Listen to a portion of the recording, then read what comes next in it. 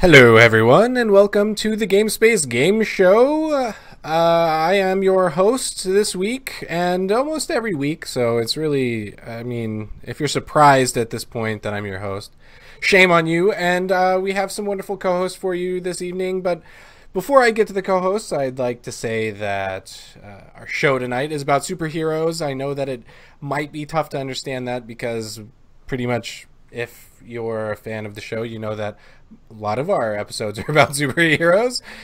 But they tend to go in that direction, don't they? They do. Well, I try and throw something superhero-ish in every show, and I'm always sporting my gear. But we have Dame. Dame, welcome back to the show. Hey. You know, I really like what you got going on in the background there. I do too. Now that Kingdom Hearts has an official release date, I am officially excited about it now. Officially excited. Officially. It wasn't official before, but now it's official. No, it was a little bit more of like contractual obligation to be excited about it. Now I'm officially excited about it. That's good to know. And we also have Scott here, who is what would we consider? Are you like the resident comic book guy? I think. I guess so. Yeah. Lore master. It seems like that's what it is. Yes. The comic book guru. I mean, you know everything. I mean, your collection is vast. Yeah, I think I have about 14,000 comics. Wow. Only 14,000? Yeah. Come on, you're slacking a little bit. But you know what I do like? I like that Psylocke shirt that you've got going on there. That's pretty cool. Yep. That was like one of my favorite characters whenever I was younger. I used to play because Psylocke was on the old X-Men Children of the Atom game. Right? And I loved, and they brought her back for Marvel vs. Capcom 2, I think, or maybe it was 3. I thought she was in 1. Was she in? I don't think she was in 1. No, okay. Yeah, 2 is probably where she was. I think it was probably 2. Yeah, I owned that one, and so I remember her being in that. Great game. I never got to either one of those actually. Really? I think she was in the Sega Genesis one, I believe. The Sega Genesis one, the one with I can't remember what that one was called off the top of my head. I remember that. It was a side scroller, and I believe in that one you could play as Wolverine. He would climb up the walls with his claws. Or Gambit. You can play as Gambit too. Yeah, that one was really cool too. I do remember playing that game. I just can't think off the top of my head what that was, but I go played ahead. Marvel vs. Capcom in the arcades. Oh yeah. And so that was I have so many great memories of that game, of my buddies and I rolling up on there, and one friend in particular. I think I shared the story on the GameSpace Game Show before about my buddy that like completely feigned ignorance, and there's this dude running his mouth about how great he was at the game, and my buddy John just handed this guy's rear to him, like made him spend probably upwards in the ballpark of like $15 in quarters trying to save face. And I used to love that. It was fantastic. I used to love those days. I really did. But we're not talking about the old games this week. We're actually talking about a lot of the new games that are coming out. We're not just talking about the Marvel games. We're talking about the DC games as well. And there's only so much that I can say to a lot of the DC games because I haven't played too many of them. DC Universe was one that I played pretty often whenever it first came out on PC, and then whenever I know that the PlayStation 3 version was around for a little bit, and I think they're discontinuing that. Isn't it like impending? Is it this month that they're doing it, or is it next month? When is it?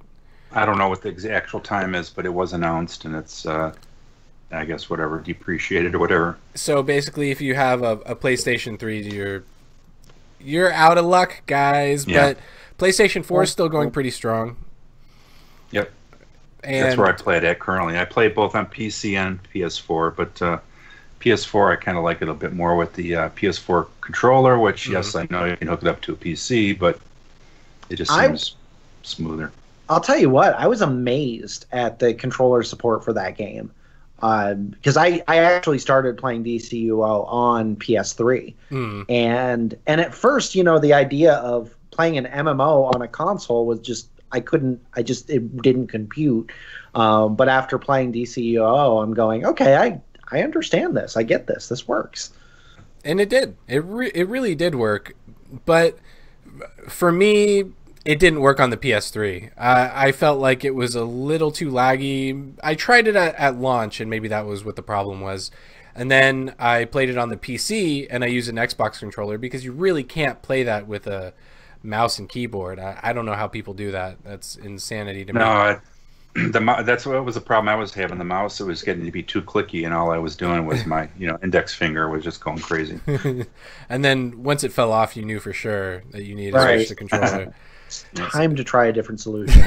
But they did a really good job, and I still feel like the combat in general, I've gone back a few times and I really like it. The problem is I don't feel like they've kept up with the new player experience as much. Like coming back to it, I always want to create a new character and see what's new, and DC Universe just doesn't cut it for me. It's like I'm playing through the same content I've already played, and I think now you can pretty much skip all that. Isn't there like a way to skip all the way to max level?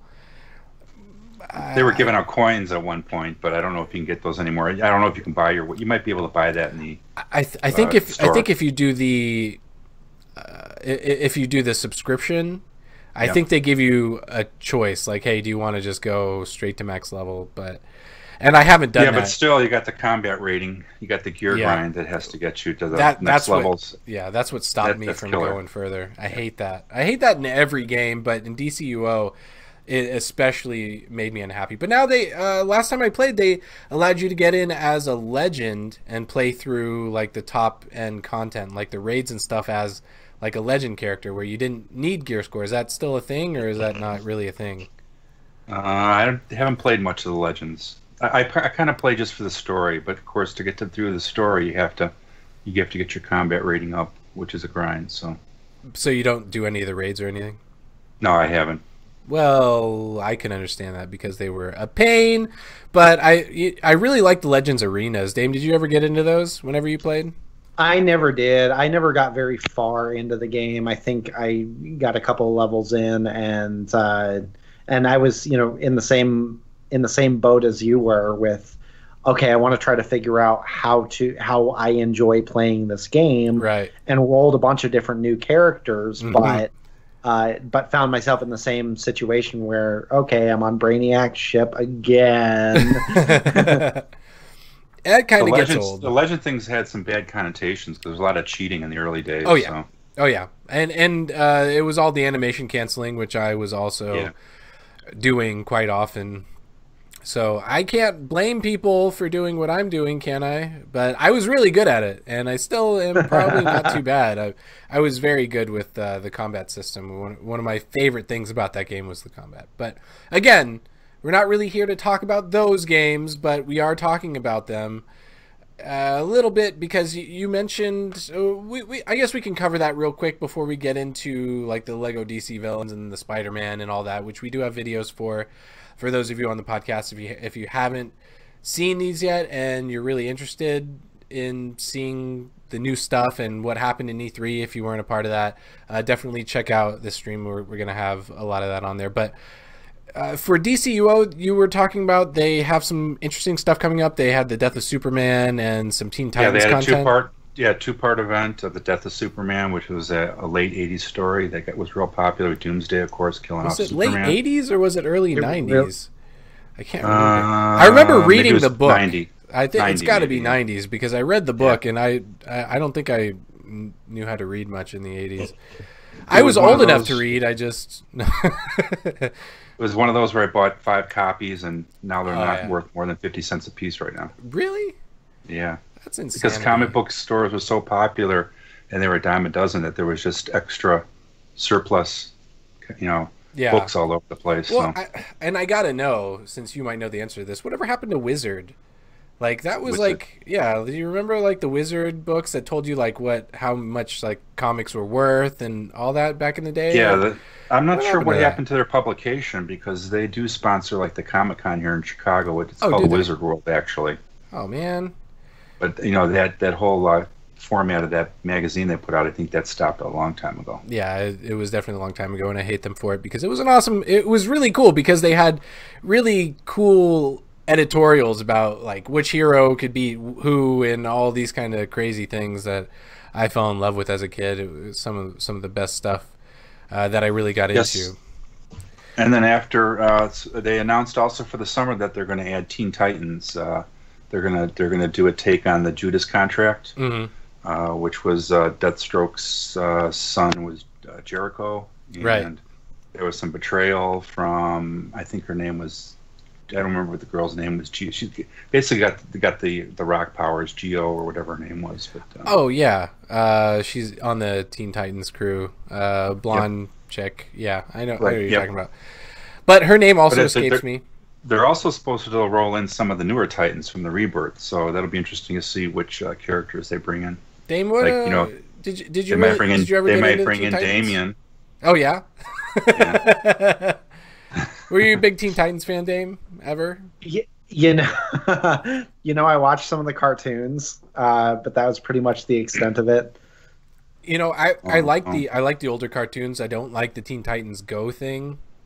No. The movie looks like it's going to be hilarious. Yeah, well, and I hope it is. I hope they do a good Teen Titans movie, but the cartoons have kind of strayed a little bit into the more comic-y type, jokey stuff. So I'm a big fan because I think that the DC animated films are fantastic. Yep. Oh, absolutely. Pretty much every single one of them is really good, and you can see a lot of them on Hulu right now. And Dame, that's good for you because you don't need a sub to Hulu to watch some of these. You just have to sit through some ads. But I would say check those out because they've got a whole bunch of the DC Comics movies on Hulu going on right now. And the One Titan series is coming back, and it's going to be on the DC network when it premieres. So. Oh, really? Yes. Huh. What was the one that we know with Nightwing in it and Aqualad? He was the African American Aqualad, I want to say. And oh, you're talking about like the Young Justice stuff? Yeah, Young Justice. That's coming back. Oh man, that's a good one. It's going to be on the DC network. Yeah. Well, we're getting a little out of sorts going into some shows and everything, but let's go ahead and pop in. I mean, that's a good segue to the Lego DC Villains. And we've got some streams and some shows to show because they were at E3. And I really liked what they showed for the Lego DC Villains trailer because one of the things that I really enjoyed more than anything else is that it has a character creator now. Yeah. And there's nothing I like more than making my own superheroes, or in this case, a supervillain. Did you guys get to see that, and what did you think of it? I've always loved the Lego games. I think that they do a great job of portraying the universe that they're representing. But doing it in a way that you can only do with Lego minifigures. Yeah, I do love that. But Scott, I mean, what did you think about it? I mean, is this something that you're really looking forward to? Since you can create, I mean, if you're like me and you like to create your own character, I mean, is it something that you're looking forward to, or are you not really a fan of it because it's a Lego game? No, I have the Lego games. I haven't gotten through half of them, but yeah, I'm looking forward to playing the villains, and the fact that there's a character creator, I love that option. Now, unfortunately, from what I hear, you can create your own character, but you can't play with another person who's created their own character as well. So, oh no! I know, isn't that awful? Like, you can't like mix and match team-ups with your powers. Instead, they kind of have to pick a DC character that's already there. So... and that's kind of how the Lego games went before. Like, if you play as Iron Man, you can play as one of the other characters you already have unlocked of the Avengers, if you're playing the Avengers game, or something like that. And hello out there to everyone in Twitch world and YouTube. But, so, I mean, does that change your mind about anything? Because for me, it kind of dampens my feelings towards the game a little bit, because I want to play with someone who can also make their own character, so we could be special. Because if you see in this video, they do have a character creator, and you can make like all sorts of cool stuff. So, I mean, does that change your perception at all? I don't think so. No, it's still with the character creation. It's still one step above, what they got with the Lego superheroes. So, yeah. Did you get to watch the trailer originally at E3, Dame? No, I didn't. Oh, well, then you're seeing it here for the first time. So I am, yeah. So basically, what's going on in this trailer? Because I watched this several times over. The premise is that all the heroes kind of disappear, and people apparently the world is being taken over, and people are looking to the villains to kind of play in as the heroes. So you're going to have a lot of villains playing heroes in this game, or anti-heroes for that matter. But in this video, you can see that they're doing a lot of character customization. You can change your face around and wear masks and everything. And I think the hero that they actually come up with is pretty safe, to say the least. Yeah. But I mean, as you progress, it's kind of like an RPG. You increase in power and you increase in level, or maybe not level necessarily, but you can customize your character as you go. So it looks really cool, and I kind of like the premise. But I mean, what do you think? Is it kind of a similar? We've kind of seen that a lot lately, right, Scott? I mean, in the comics, that we've seen a lot of villains kind of going more relatable anti-hero, I guess. Right. Yep. I mean, it's a cool concept. It kind of looks like there from the video. You can also collect costume pieces. Oh yeah, yeah, you definitely can. So, but the gameplay is going to be pretty much similar to what you'd expect from a Lego game. Right. So that's not really going to change much, but it's really cool, all the different things that you can do and all the different pieces that you can get. I kind of hope that they go back, because I'm obviously, by my hat you can see that I'm more of a Marvel fan. So, yep. And hi, Kiwi has joined us. Everyone, praise Kiwi. So I really hope that they come out with something like this for the Marvel world as well, which, I mean, like Marvel villains, you're thinking? Well, maybe not Marvel villains specifically, but maybe more along the lines of a Marvel game where you can create your own character and play in the Marvel universe, because that would be, that's kind of my thing. Right. But without being too similar to what DC Villains has really come out with. And I wonder how many people are going to make heroes like DC heroes out of the DC villains. Like if you have all the tools to make a cape and a blue suit and everything, I mean, you're going to see a Superman at least once or twice, right? Yes, ironically, in DCUO, I have like a atomic fire woman, red hair, green and yellow outfit, and with a bird on her chest. So I call her, it's like a Jean Grey Phoenix copy. Oh, that's pretty cool. So. Nice. Yeah, I could definitely see that happening, whether it's creating a Marvel character within DC Villains or creating one of the DC heroes within the character creation. But I mean, with any Lego game, you kind of come to expect some pretty similar things. So it'll be very interesting to see how they tell the story that they're telling, and how they play with the environment of of DC, the DC story, the Lego universe, and all that stuff. So right now, just watching the video, it looks like just about any other Lego game that I've played. Well, which isn't a bad thing. It's not. I mean, it's fun. Well, you know what's interesting that you mentioned, well, we all kind of mentioned, is they're talking about making characters that we've all seen before. Sure. Characters that might resemble Wolverine, or they might resemble, Spider-Man or something like that in other games. And I'm going off kind of on a little tangent here, because in Europe, the Parliament has kind of put a controversy on creating copyrights of stuff that you'll see in other games. Like one of those happened to be like seeing Star Wars characters in something like Minecraft or something like that, and those kind of situations. Now, I don't think it's necessarily talking about hitting something like this, but I wonder if we're ever going to really see that. Like, I know that we kind of did see that in City of Heroes. Do you remember that? Like way back in the day, where people were like using the Marvel names or similar Marvel names, and they were creating the characters to look like them, and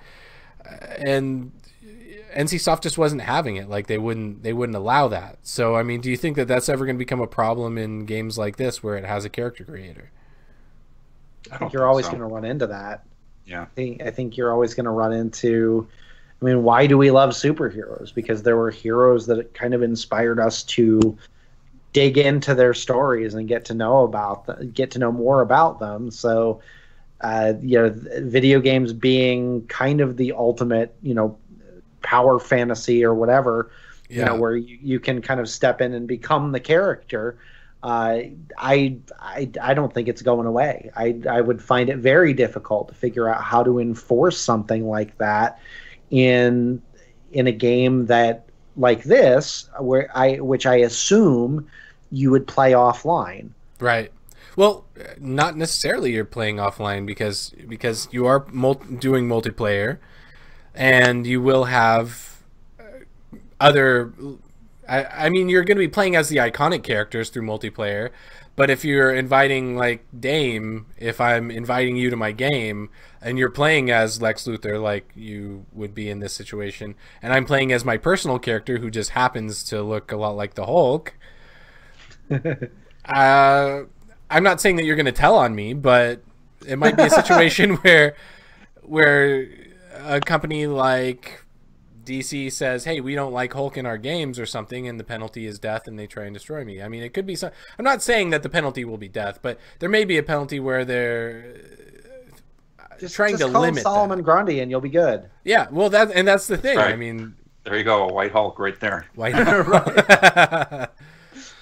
Well, so I don't know if that's ever going to really become an issue, but I really like the aesthetic of the Lego games. I think it's really cool, and I like that it's so lighthearted. You know, they always kind of have like a lighthearted tone to the superhero things, because as we've taken note of, and something that you were mentioning earlier, Scott, that there are a lot of situations where they're doing more darker themes in comics. And especially in the new comics that DC happens to have greenlighted recently, right? Right. I mean, they just announced a couple weeks ago about doing what's called a Black Label. Mm-hmm. It's like a line of comics that's geared to new artists and new writers, but they can go darker, and they can write about Batman, Superman, and they don't have to worry about continuity. Like, I think the first issue they announced is Batman, and he's in a world where the Joker has died, and he's got to find out who killed the Joker. Which is kind of an interesting story. I could kind of dig something like that. But the thing is that it's not really part of the continuity, so... Right. In the grand scheme of things, does it even matter? Well, then you're asking, did Injustice and Injustice 2 matter? Well, that's a very good question. It's a very, very good question.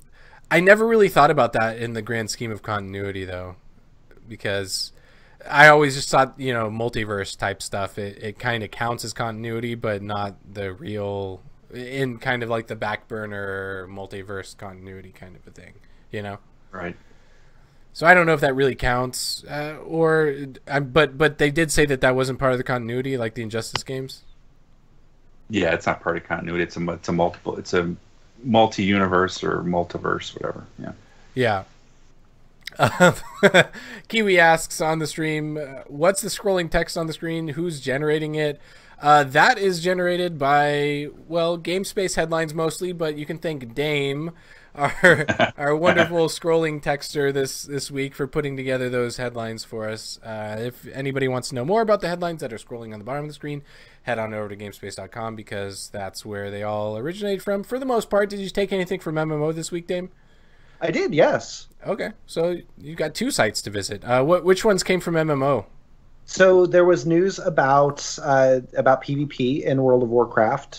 Some of the stuff and things that are coming on down the pike for rewards for Battle for Azeroth. So we got that in there, and I'm trying to think what else. I don't even remember all the headlines that I threw in there. So that was one of the one of the major ones that came from there.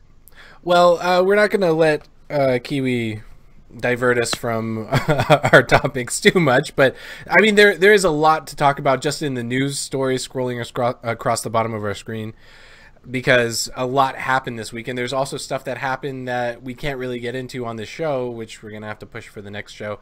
Like I was talking about the proposed EU copyright directive, which I mean that in itself is kind of a big deal, because we just kind of got done with the whole thing in the U.S. with net neutrality and all this kind of stuff. So I mean that's an entirely different show. But this show is all superheroes, which you know, this is kind of a long gameplay session, and in this situation I don't think that we're actually seeing a lot of the custom character being played so much, which you can kind of see them switching between like the custom character and all the other characters that kind of appear on the screen. and Kiwi on their stream says that she's disappointed that no one is wearing a cape, and really that was Scott's job. He was gonna cosplay this week. They don't make him long enough for a 6'6" guy. you know, I'm also gonna throw this out there because this is kind of a big deal, and it's kind of going out to Dame too. Did you guys see The Incredibles 2 yet? Yes, you did see it. I have not seen it yet. I'm going to go see it this Sunday. But what did you think overall? Quick, yay or nay? Was it good? What do you think? It was what you'd expect from an Incredibles movie. Okay. Some of the stories a little bit telegraphed, but after, what is it? How many years between? Is it 12 years? I believe between the release of the last. Really? It's either 12 or 14 years, something like that. Gosh, man.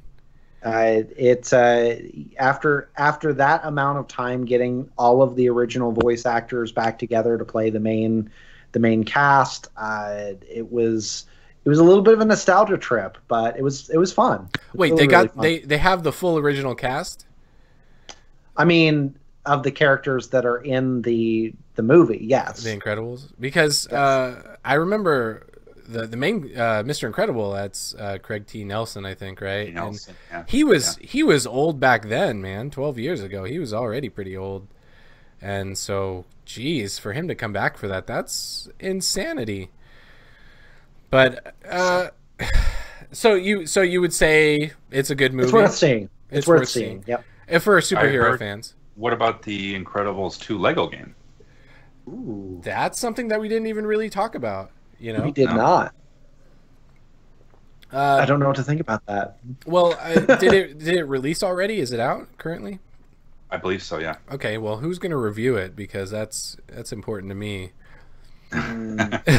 I don't know who's on the docket for that one, but I imagine it's going to be pretty good. But usually in those situations, it follows the storyline pretty closely of what's going on in the movies. It might also follow some of the storyline in from the first Incredibles too, because they like doing that. Like, they like bridging through. Now the real question is will the Incredibles show up in Kingdom Hearts 3? Ooh, I'm not sure we know that yet. I don't think I've seen anything. I'm wanting to say that I have, but I cannot confirm that. Nor deny it. But I did see Wreck-It Ralph in there, and I'm really jazzed about that. Yes. I didn't see any Marvel characters in there. But do you want to know where I did see Marvel characters? At the Disney park. I did see them there, but I did see them at one Disney park. But I also saw them in the Spider-Man stream. What? Yeah. From E3 last week. Last week? Was it last week? It was the week before. It was last week. It was last week. I can't remember because I was on vacation last week. So I apologize, everybody, even though I did a show about E3 last week. You've slept since then. I've slept at least once. But did you guys check out that E3 stream for Spider-Man? What did you guys think? Oh, it looks so good. It looks so stinking good. I counted a million ways I'm going to die before I even get to the end of the level. Right? They definitely did a good job about making Spider-Man appear powerful from the get-go. Like, yes. That's what I really like. Even though that you're still going to be able to level up and everything, because the deluxe version comes with like 5 extra skill points, I think, for you to start out with, so you can kind of spec into that character a little bit. But you just from watching this, and I know that this was kind of like the trailer, so maybe they're kind of using a souped up Spider-Man for it. I'm not really sure, but just looking at the way that it plays, you just come out of the gate as an amazing Spider-Man, you know? I really love the redesign of the villains too. Yeah. I think having that fresh take on costuming and character design is so good. I mean, even with Spider-Man's own suit, having a unique design for the game is just I think it's a nice touch.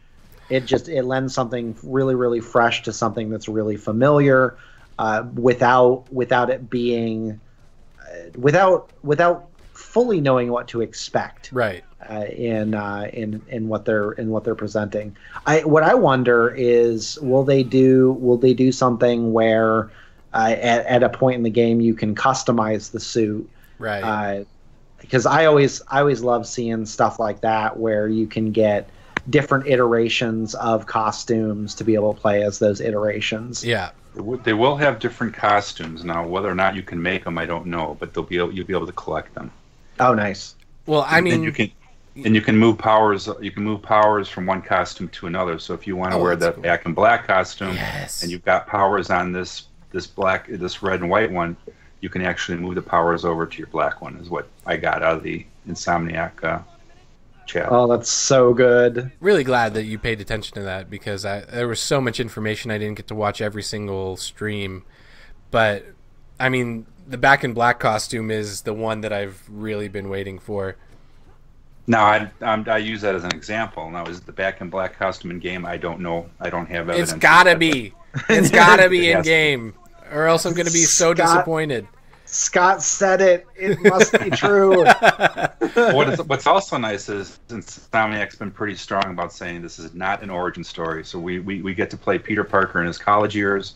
Mary Jane is at the Daily Bugle, I want to say, I believe. Yeah, so. which is kind of interesting, because I don't recall that being as kind of part of her entire story, but maybe that's maybe in the comics that is something that happens later on. But Insomniac did say that Marvel gave them the opportunity for Insomniac to create their own little mini Marvel universe, if you will. So there's probably liberties here that they took that they were allowed to. So that's not really like something that happens in the comics then for Mary Jane no, but I think it happened in the other universe, the Ultimate Spider-Man universe. That Mary Jane was a reporter. Oh yeah. So about this particular suit, this isn't the Iron Spider suit, right? No, this is a new suit that Insomniac created. Okay, so this is like a brand new suit. You've never seen this before in a comic before. Yes, and what also is cool is they allowed their artists to do variant covers for some of the upcoming Spider-Man comics with this suit on there. Oh, that's pretty cool. Released. So you're going to actually see these in comics? I don't know if they'll be in the actual story, but they'll be on the variant covers. Okay. You know, we like to have 10 covers for the same issue so that everyone buys 10 copies. But the comics that are coming out aren't going to necessarily be set in this Insomniac universe, right? Right. Okay, it was just the covers, I believe. So we're not actually going to see any Insomniac related. Who knows? Maybe eventually we will. I don't see why that wouldn't happen. So they basically redesigned several of the characters, because this is Electro that we're looking at right now. Right. Yes. So no Star Helmet or Jamie Foxx Electro. Yeah. Right. Well, thank goodness for the Jamie Foxx Thanks one. Thanks for that vision, Dane. Yeah. You're welcome. So this is a pretty cool. I kind of like the way that this one looks. Yeah, and here I'm going to die a whole bunch of times in this running up this tube thing side to side. I know it's going to be absolutely a nightmare for me. My reflexes aren't as good as they used to be. You know, now that I look at him again, he kind of looks like he has the star shape as a scar on his face for the Electro. Did you see that? Yeah, I didn't really notice that before. To me, me, looked kind of messed up. Yeah, to me, Vulture looks kind of old school, like the old school Vulture. Yeah. I think part of the story is some of this technology was given to them by their benefactor, who's a mystery to us at this point. Yeah, they kind of say that at the end, which we're not really sure. Right. Some have talked about a rumor about it being Black Cat, of it being Norman Osborn. So. And it really could be any of those. It could even be Kingpin. I mean, it could really be almost anyone. I wouldn't imagine that it would be. But considering how big the Spider-Verse really is, but I'm really impressed. Yeah, there are a lot of enemies to choose from, and I can't wait to see what Venom's gonna show up looking like. Is he gonna kind of take on the movie version, or are we gonna kind of see like a whole new iteration of him? Right. Are we going to see him in this? Oh, we've got to see him. The real question is. It was a surprise to me here to see Negative Man, even. Yeah. He's kind of an obscure character. I was kind of wondering about that. Like, when did he become popular in the Spider-Verse? I think they just threw it in there. Huh. Well, you know, now that Spider-Man's got the Homecoming movie and he's got another one coming out pretty soon. Actually, I think it might be next year after the... It's got to be after... the next Avengers. Yep. And I think I don't know if it's playing over again or if this is the demo, but I think this one might be the extended version with the demo afterwards. But I think with the Spider-Verse kind of becoming more popular, they're trying to get all the different characters in there from it because they're doing a spin-off. Didn't you mention something about that, Scott, that they're talking about another spin-off coming pretty soon? I think you said something, or it was in Slack, I think. Spider-Man? Yeah, something from the Spider-Verse. They're going to do a movie about Silk. She's a female Spider-Man. Yeah, that was Susie put that up today. Oh, thanks, Susie. Silk is I think, Korean girl, and she was a clone of Peter Parker's DNA. Interesting. Another clone. Do you think that we're going to see variants of Spider-Man? Like, I know that they're talking about new costumes for Spider-Man, and there have been a lot of costumes for Spider-Man, but do you think that we're also going to see like new variants, Spider-Gwen, possibly a Venom, maybe even a Carnage out there? For this game? For this game, yeah. Instead of just playing the regular Peter Parker, Ultimate Spider-Man, like all the different versions of Spider-Man, not just different suits, but actual full-on different characters. Or do you think we might see that? Doing the Marvel Heroes Omega thing. Rest in peace. Thank you. Yeah. Do you think that we're going to see that? That would be cool. But I don't know if it, if the framework and the architecture of the game was set up to handle that, but I guess we'll find out. Well, it might not be able to do that in the story specifically. Kiwi says that I like the achievements in game they showed on their podcast last week. So there's obviously going to be a lot of achievements. Yeah, that one I missed. Yeah, that'd be cool. I like achievements too. I kind of missed that one. So, what do you think about this Rhino, man? Like, he's souped up. He's all teched out. Like, yeah. I don't.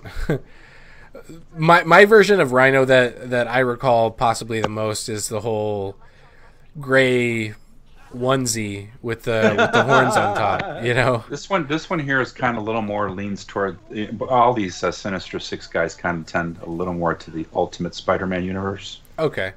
Where they were reimagined a little bit. Well, I mean, more high tech. They all look great, that's for sure.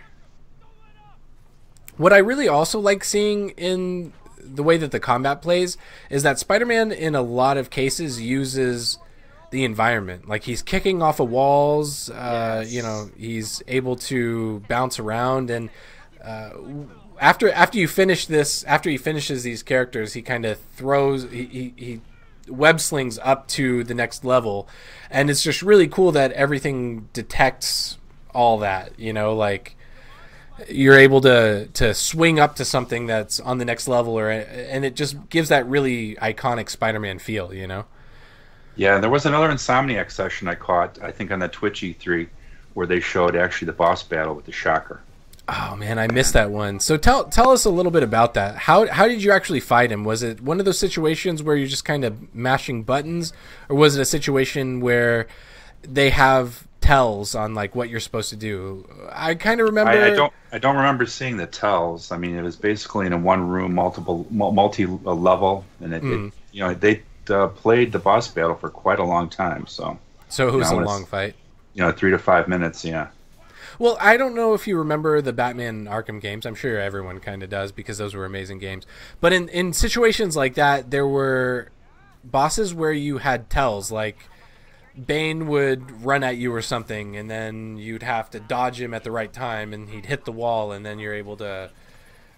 I don't remember if you remove the venom from him or if you dose him with an extra dose of venom and he just gets more dangerous until he, hulks out and is pretty much a potato.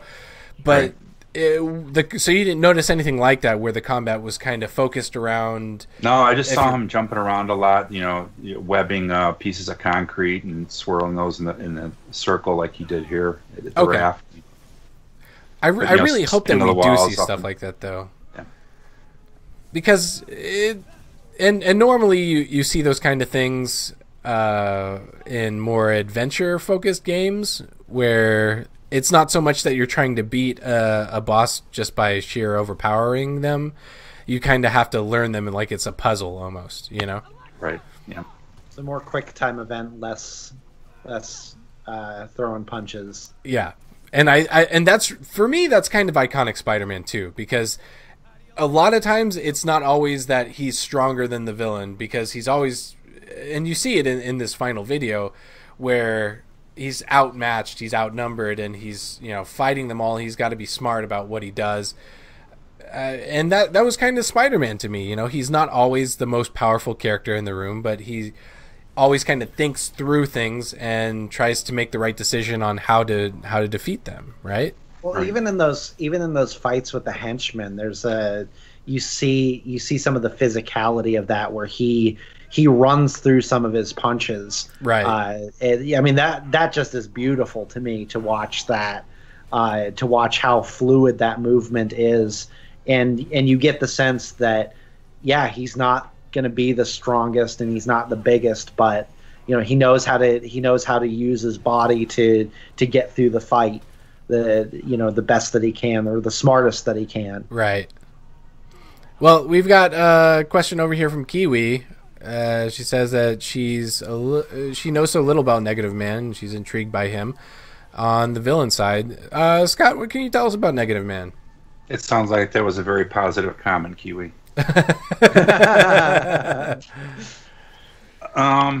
Gosh, that's so long ago. I don't remember a lot about him, actually. When I first saw the white suit, the guy off the plane, I thought maybe it was Tombstone or something that's a little more modern. Yeah, but I'd have to look him up as well. He's not on the top of my head. Negative Man. Well, it looks like I may not have put the gameplay video on here. It's just replaying the other one over and over again. So we're not going to keep running that one. And we're actually starting to run a little on the long side. We've got about 20 minutes left on the stream, but we do have some other stuff that we want to get into. Yep. So another game that's been announced recently on the Marvel end is Marvel Battle Lines. And I don't know if you guys heard anything about Marvel Battle Lines. Nobody's heard anything about it. MOBA. It's a mobile game that in the same vein as Strike Force and Puzzle Quest, and do we have any other ones out there? Yeah, I can't think of. Oh yeah, we have Future Fight, and oh man, there's so many mobile Marvel Strike Force. Yeah. So Future this is Fight, Contest of Champions. Yep, Contest of Champions is another one. I think Marvel does a very good job on the game side as far as the mobiles and stuff compared to DC, where DC kind of dominates on the animation movie side. Animated movie side, I would say. Yep. Yeah, you haven't really seen a lot of Marvel animated movies hitting lately. I think the last one was several years ago. But Marvel Battle Lines, let's talk about it a little bit. So it's going to be, is it produced by Nexon? Let's see what so Marvel and Nexon have partnered to give Marvel Entertainment another shot at the mobile trading card game. And that's basically what it's going to be, is a trading card game. And they did have one before, didn't they? Was it on mobile, or was it just like a... It was mobile. Okay. Well, obviously it was kind of cheesy, but it was a trading card game on mobile. Define kind of did some cheesy. battles. Exactly. What does cheesy mean to you? Just awful? Just the graphics weren't that great. It was kind of like it seemed like a hodgepodge game with very little thought compared to what we have nowadays on mobile. Well, the first thing I'm going to say about what I'm looking at in terms of, this is the art that they have for Marvel Battle Lines so far, and it's very anime inspired. So what do you guys think about that? I mean, the characters look really good, at least. The art looks really nice, yeah. Yeah.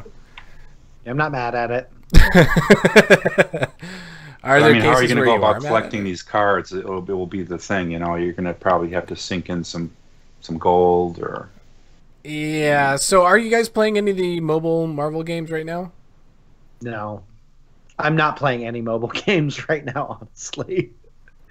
I've dabbled in Future Fight, Marvel Strike Force, and Contest of Champions. Ooh, and out of those, are there any that you're continuously playing? Marvel Strike Force in and out. That's the newest one. Yeah, that is the newest one. I couldn't really get into it. I hate it. But I mean, it's the whole grind of trying to get the characters you want, and you know, and then Marvel Strike Force, like you get people like Hydra characters and, you know, Shield agents, but you know, you're not getting the Hulk or whatever else. So Kiwi says Marvel Strike Force started this week. Maybe she can explain a little bit more about what she means by that. It's been out for a little while, but yeah, you know, I played a game. I've been playing Marvel Puzzle Quest for probably about 2 years now, because it's a very simple game. It has nothing to do with candy and crushing it, which is kind of a big thing for me. And again, Marvel characters, but the thing is the grind is horrendous. I mean, it's taken me years and years and years. Well, not years and years. I've been playing for close to 2 years now, but it's taken me these 2 years to kind of get into a situation where I've got all the 3-star characters and they're all pretty much maxed out, which is pretty big. But then you've got the 4-star characters, the 5-star characters, and they're so tough to come across. And if you really want them, you got to spend a ton of money.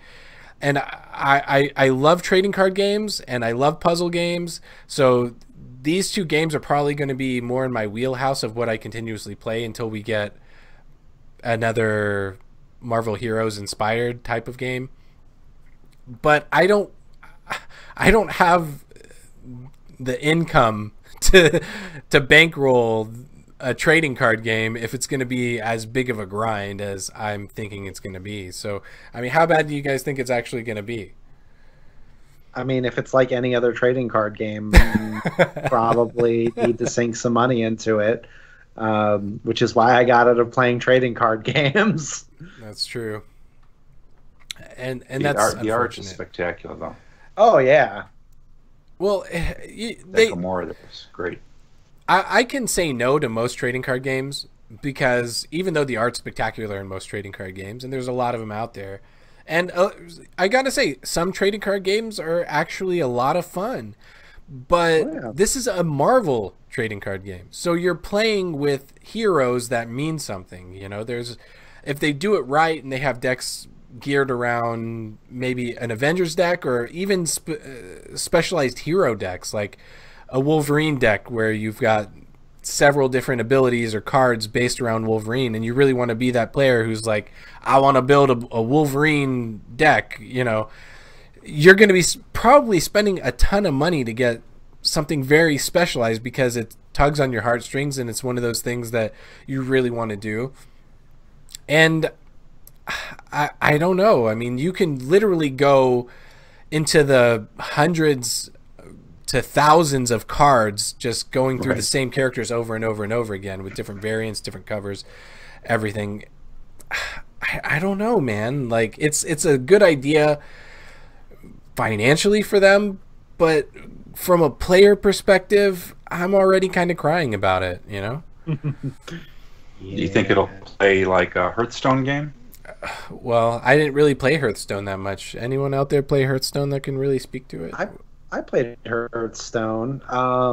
You know, if it does play like Hearthstone, one of the things I like about that game is that you can earn cards without spending money. Mm-hmm. You can dust cards and use the resources from those cards to be able to craft the ones that you're looking for. Right. It might take you a little bit longer. It might take you a little bit longer to do it, but if it was built around a system like that, I can see that being a little less arduous to try to build the deck that you're looking for. That's always the gamble with the trading card game. Is even if you spend the money on it, there's no guarantee that you're going to get the cards that you want to get to be able to build the deck that you want to build. Right. And I hate that. I absolutely hate it. But them's the breaks, so you kind of have to deal with it if you want to be part of that Marvel trading card game universe. So if you guys are out there, there's no release date currently on when Battle Lines is going to hit, but we're going to... we need a superhero to kill RNG. That's what Kiwi says, and I agree 100% with Kiwi on that one. If there's a RNG killing hero... we had the death of Superman. Why can't we have the death of RNG? That could be the death of monetization as well for most of these game companies out there. True. So we'll see how that goes whenever it finally releases, whenever that may be. And before we get into our final segment, we do have one more thing to take note of, and that is this week. Oh wait, this week. What?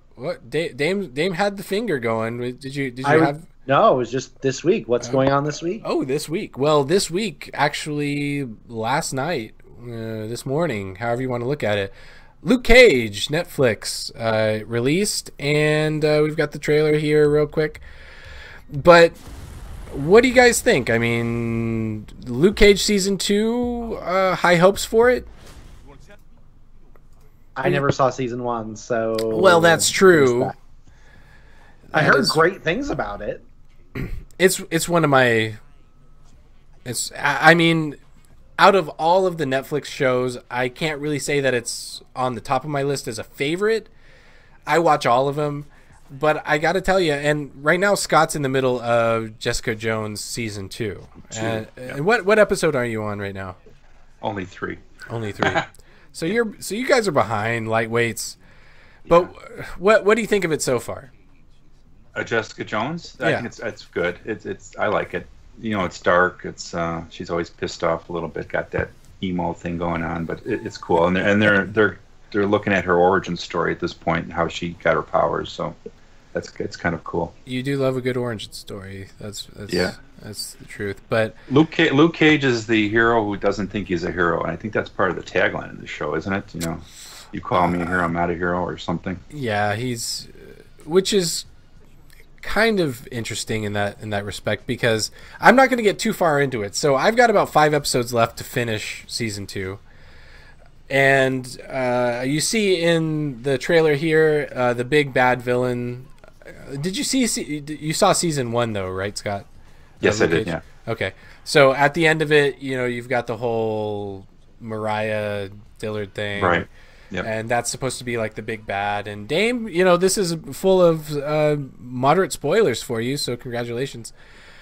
But in the second season, the big bad here is Bushmaster. Do you know anything about Bushmaster from the comics, Scott? Nah, not that much. I didn't read a lot of Luke Cage back in the day. And when it was Hero for Hire. Heroes for Hire was one of the comics that I was really into, because I really liked Iron Fist going back in the day, and man, they butchered Iron Fist so bad in the first season and kind of in the Defenders as well. So I'm not really sure if we're going to see him. I don't know. I guess that's kind of a spoiler a little bit, right? Like, if I don't know if we're going to see him, and I only have 5 episodes left, so don't count your chickens in the first 7, 8 episodes of seeing Iron Fist in there. But I'm really interested to see if he's going to show up, because the big thing that I want, and they're kind of alluding a little bit too, that maybe having Iron Fist by himself isn't such a great idea with the way that he was perceived in the Defenders. Did you watch the Defenders too, Scott? Right? Yep, I watched it. Yeah. So what did you think of? Did you watch Iron Fist the first season? Yeah, I did too. Yeah, okay. I sat through that one. It just doesn't portray, Iron Fist, like the superhero he's supposed to be. He seemed kind of wimpy, and how many times did he say, "I am Iron Fist, I am Iron Fist"? Yeah, I mean, he really wants people to know that, and I think that's a little out of character. But the thing that was most out of character for me, and this has happened in a few characters, a few comics, but just mildly. But in the show, like, Danny Rand loses control so many times, where he just kind of like is flying off the handle, and that's not Iron Fist to me. He's supposed to be like a calming presence. He's supposed to, I mean. And so I don't know how they got away with doing that. I mean, what were they thinking in that situation? So not a whole lot. And then there's the whole Misty and Colleen Wing thing, because in the comics they're like best friends and they start their own agency. And right. I wonder if we're going to ever see more of that going on. Well, I'm not going to spoil anything like that. Okay, thanks. I'm not. It's just saying that you might think that it's a spoiler. It's really not, because there's a lot that happens, and it gets kind of convoluted and confusing. But Dame, give us kind of a roundabout here about these characters that we're talking about, because you haven't seen the shows, but are you familiar at least more so with the characters that we're going on about? Yeah, I have a entry-level understanding of who they are and where they've come from, and a little bit of a cursory knowledge of their, he's the guy right behind Steven's left shoulder there. See, yeah, that's Luke Cage. Oh yeah, okay. I know who Luke Cage is. I know. Luke Cage. You know what I also think is pretty interesting in this show is, and I mean, again, not giving away too many spoilers, but if you did watch The Defenders, you know that Matt Murdock, for the most part, has gone missing, presumed dead by the greater universe at large, but we all know that he's still alive. So yep. That's kind of a big thing, is to see how that plays in. And I am going to give a small spoiler about the show, and it's not really a big spoiler if you've been following kind of the way that Luke Cage has been going, but Foggy returns in Luke Cage season 2, and I gotta say I love that guy so much. Like, he is by far one of my favorite characters, just throughout every show that he's been in, between Daredevil and Luke Cage and Jessica Jones. I mean, he's just a very, very likable character, and I love seeing him coming back. So, I mean, what do you guys think? Well, obviously, Dame, you don't think anything, but I don't have an opinion. We're gonna get you caught up. But Scott, what do you think? I'm not a big Foggy fan, but the actor and the way they portray him in the shows is better than, I guess, the comic. But explain a little bit about that, at least. He always seemed to be, I don't know, I guess they are in line. He's kind of the jokester comedian in both the comics and in the TV show.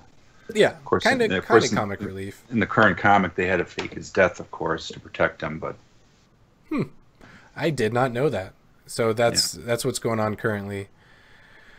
But another quick question that you may know, since you've seen the Defenders, is the Defenders storyline something that that's actually happened in the comics? Where no, not this incarnation of Defenders. Actually, Jessica Jones wasn't even that big in a lot of the comics in Marvel. She was more of a side character. Well, the Defenders of now isn't really the Defenders at all. Right. Like, the original Defenders, I mean... And that was only 6 episodes, I believe, that show, wasn't it? Yeah, it was a show, yeah. But they couldn't do the original Defenders, which would be Silver Surfer. Silver Hulk, Surfer was definitely in Namor, Doctor Strange. Yeah, now that would have been an awesome Defenders show. Yeah. But I have mixed feelings about that because I've read some of the original Defenders comics, and there was one even more recently that I think they tried to reboot it maybe about 10 years ago, 5-10 years ago, and they brought Iron Fist into the mix of that one. But I just always thought that it was really weird because the power disparities between these characters, and whenever they kind of brought Iron Fist into it, I mean, it's like God level compared to like street level. Like, almost, I can fight good. Well, it's almost like having Hawkeye next to the Avengers, right? Yeah.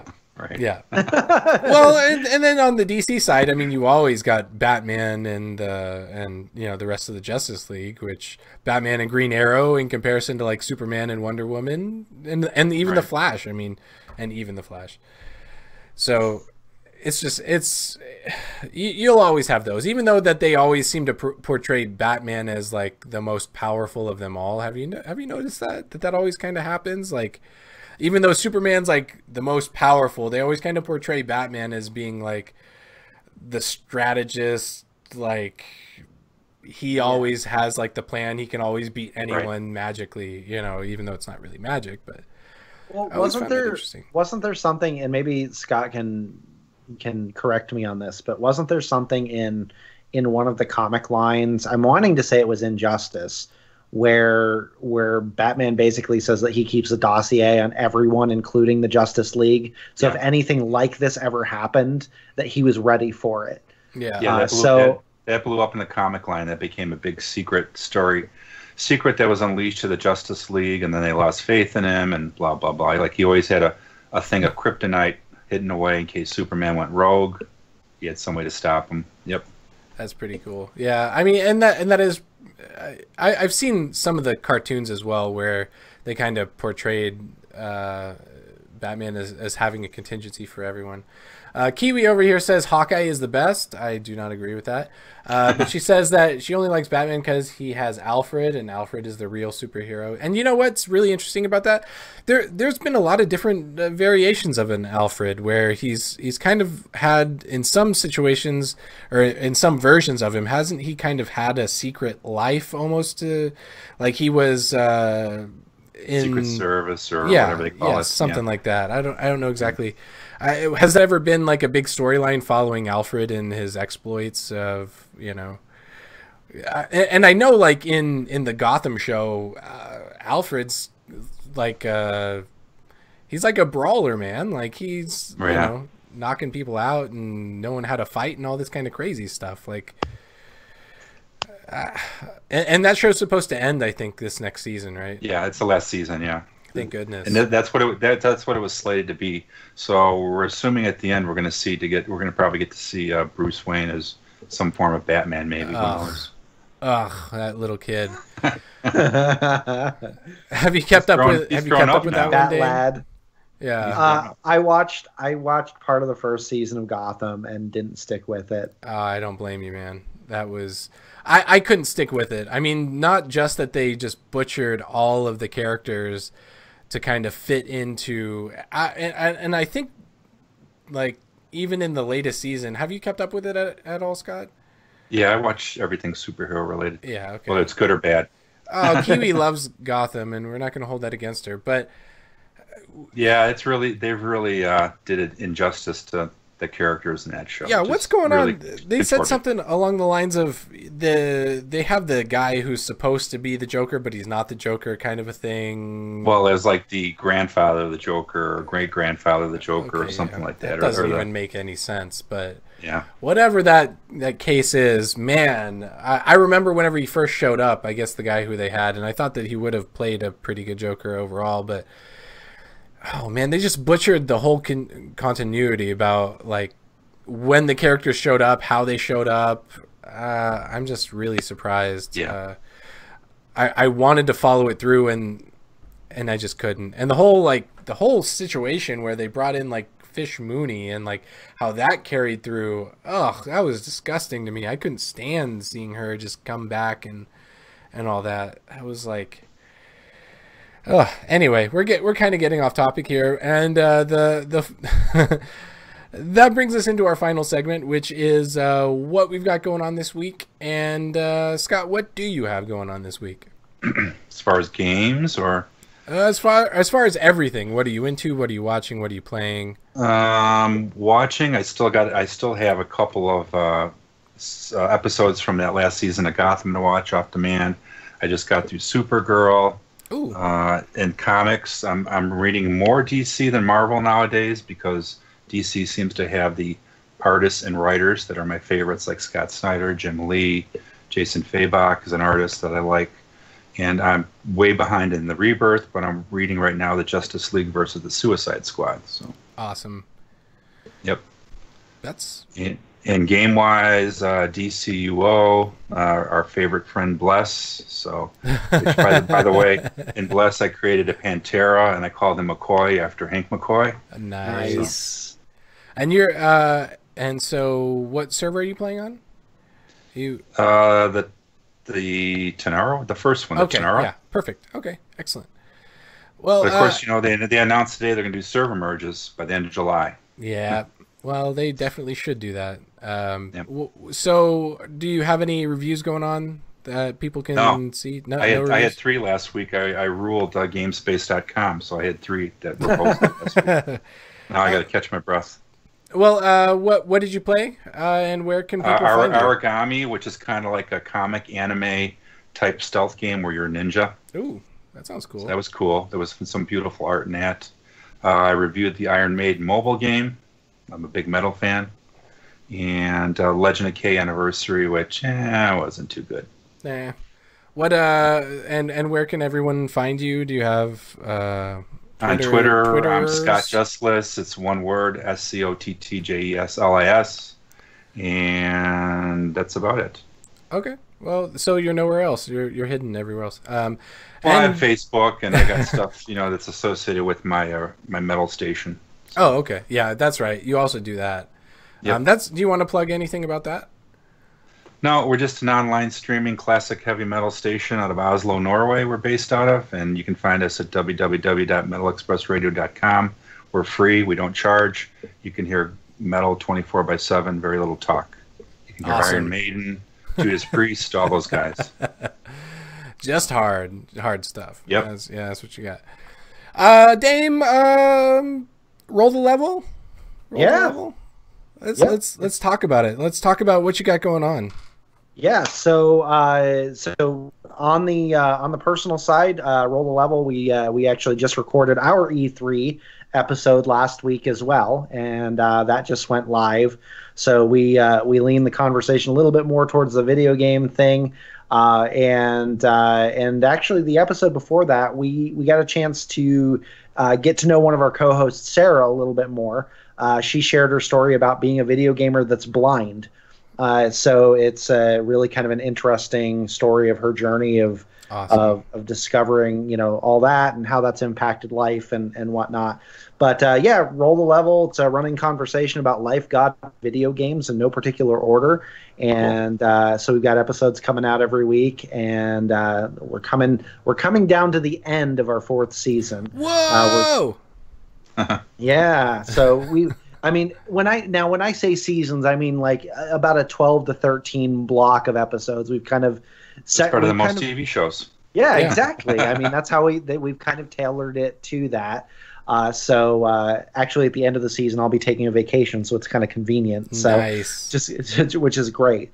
But we've got some great conversations over there, and some things that I'm not quite ready to announce just yet that are in the works with that. But you can follow us online. You can follow us online at Roll the Level on Twitter. We're on Facebook as well. We also have live streams that are going on every week. Wednesday nights is kind of the Adventures of the Light Brigade.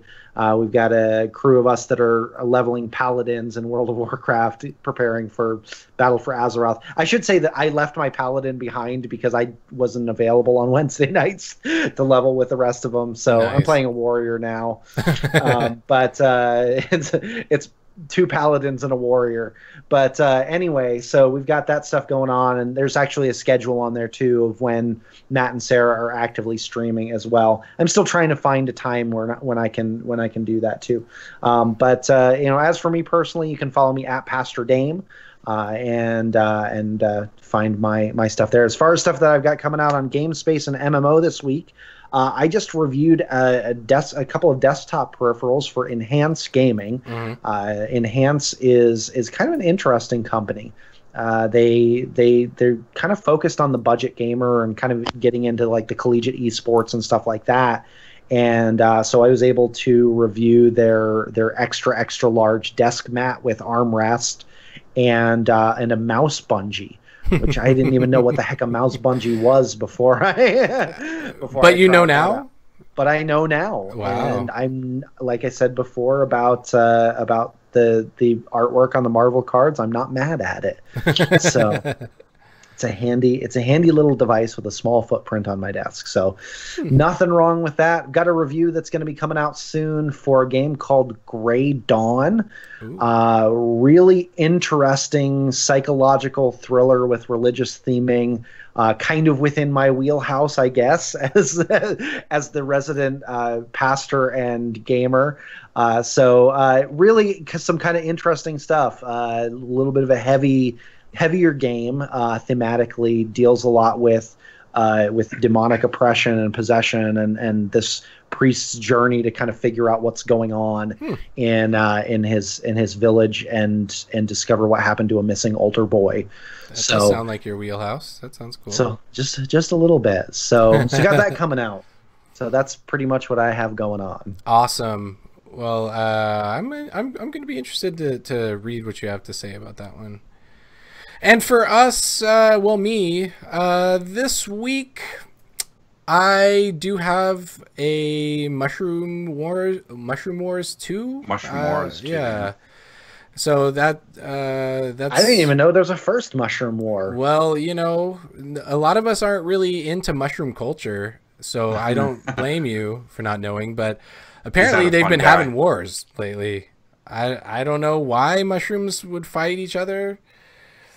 I'm not sure where they're fighting each other. It could be on a pizza. It could be anywhere. I haven't gotten started on it yet, so I will have something on it. It's going to be a Switch review.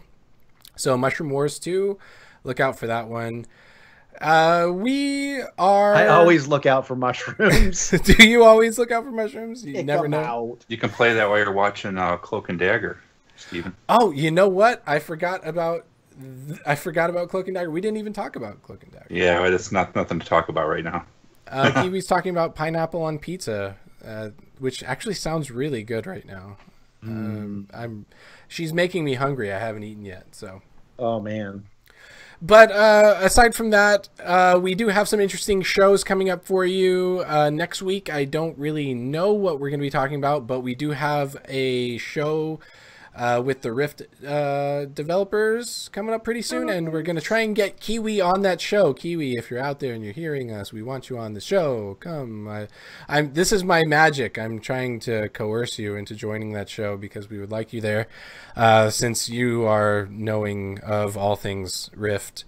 And we do have some other developers. I know that we're going to try and get the Visionary Realms guys back on because they've released a lot of information since they were last on our show and more. So if you are interested in MMOs, if you're interested in regular games and games of all types, and just coming out and chatting with us, don't forget to tune in every Friday night at 9 p.m. Central.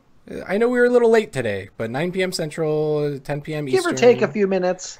Yeah, it just depends on what we've got going on. We had a lot to prepare for, and I just came off of vacation. So if you're looking for last week's podcast, which was a really big podcast about E3, and it's not there yet, give it until Sunday because I didn't get around to it. But I will get around to it this week. But apart from that, is there anything else you guys want to give a shout out to before we say good evening? Not by me. All right. Well, I do want to give a shout out to everybody who watched tonight and everyone out there in podcast land because we love you guys, and we will see you next week. Thanks for tuning in. See you guys. Bye, everyone. Take care.